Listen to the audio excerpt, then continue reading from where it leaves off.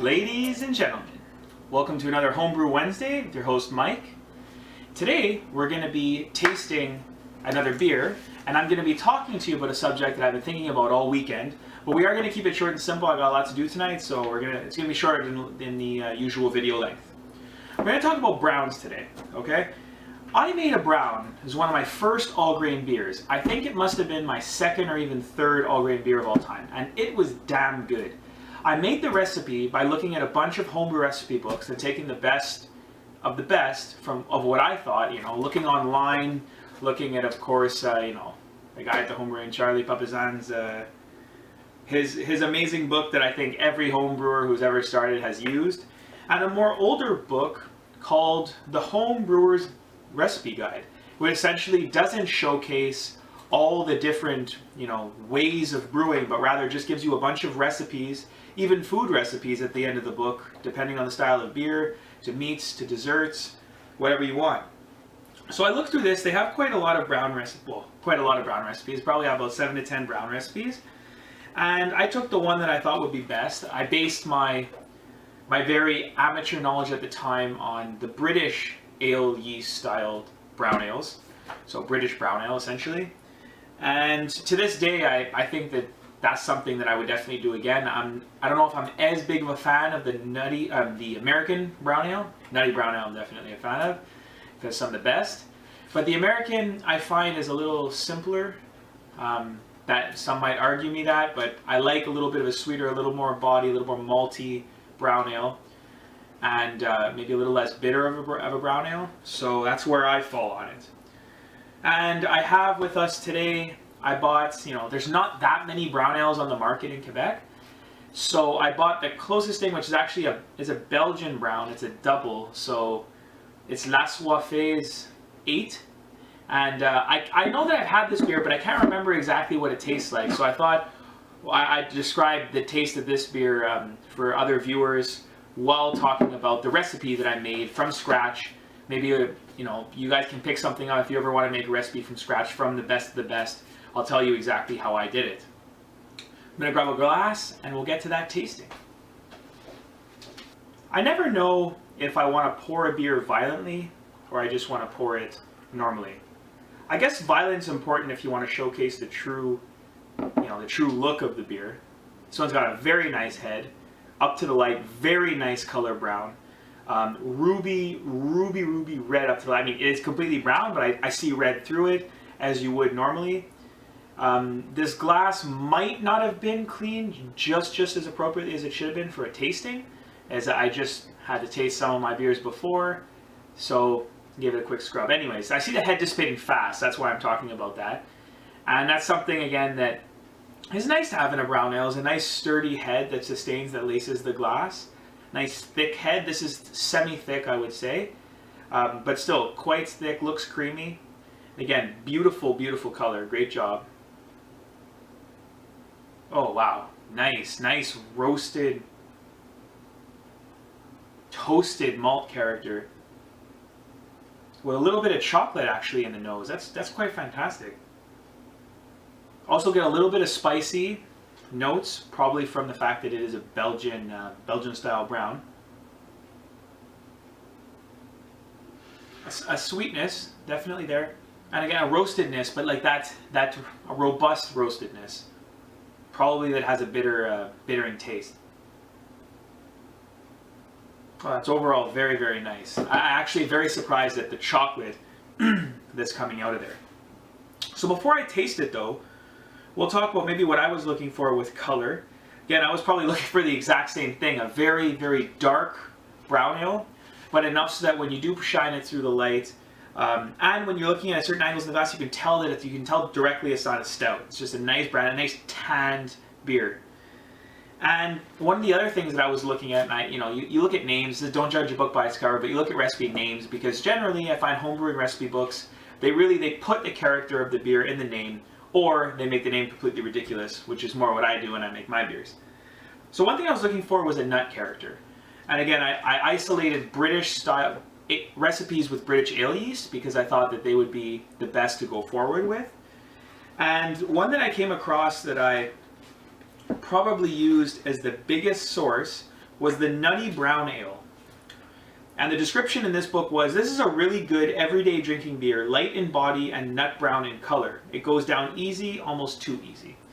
So I chose the recipe because of the ingredient base.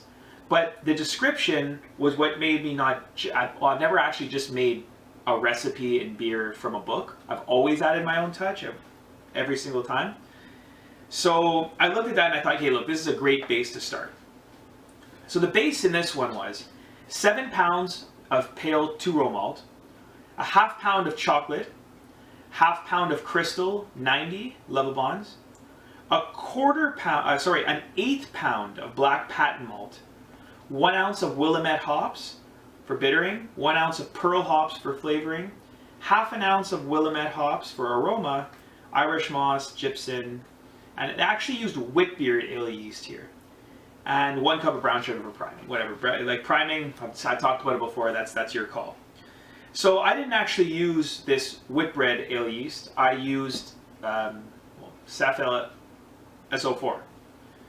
And that is your standard English ale yeast. I've had my times where it hasn't come through, but it's come through a lot more than Nottingham ale yeast has, which I really don't like to use. I've gotten maybe it's my brewing techniques, maybe that yeast and I don't work well together. We're not a good duo. But I've gotten half my batches with an off flavor with Nottingham, which is a huge percentage for me. And that's just thrown me off that. I can do without it. I'd much rather use a liquid malt or S-04 when I need to. So what I did is I took that recipe and I said, look, it's probably not going to be as alcoholic as I want. I like my 6% ales. The OG in this was 1046, which, that's too low for me. I mean, unless I want, an ordinary bitter, an ESB, you're just a nice social ale, lager, anything like that. Anything that I can just get a lot of hop flavor out of it. Anything that I can drink with a certain, like I said, I want to add a tea, a certain flavor that I really want to be pronounced. I'll go in the 1040s. Very rare that I've ever gone in the 1030s, but it has happened. But the 1050s to 1060, like right in there, that's where I like a lot of my ales to be. Closer to the 1055 to 1060 range. And I'm pretty sure that if I remember correctly, I got this one to about 1054, which was fine for a brown ale. That's perfect. I mean, it came out to about 5%. It was very nice. And what I said to this one was I took the 7 pounds of pale 2-row malt and I boosted it up to 8. Because I may have a little bit of OCD, but I don't like odd numbers. So when I always start a recipe, I always start with my even numbers and I'll go from there. I kept the half pound of chocolate. I actually boosted the Crystial to 3/4 of a pound rather than a half. And I boosted the black patent to half rather than 1/8. So this was a lot darker than originally intended. And I didn't use 90 low bonds. I used 60 or 80. I can't remember. I used that a little bit lighter, a little bit less Crystial because I was bumping up the quantity. I did use Willamette as bittering. I used Perle as flavoring and then Willamette as aroma. That I all kept the same. But what I know I added to this recipe was a little bit of chocolate. I wanted it definitely the flavors to be chocolatey, to be nutty. And I didn't add anything to get the nut flavor, but I thought that through boosting the chocolate and the black patent that would help me achieve, kind of a nutty character. And I didn't use 2-row malt, I used Maris Otter. Because I really, while using the S-04, I wanted to keep that English, kind of character. Maris Otter definitely has a better body for a malty brown ale, in my opinion. So that's why I use that. And some of those recipes in terms of the higher just base grain, the fact to use a little bit more Crystial, I just love black patent, so that was my choice to boost it up. But to use more Crystial, to be completely honest, I'm thinking now, I think that I might have used a full pound of chocolate in here.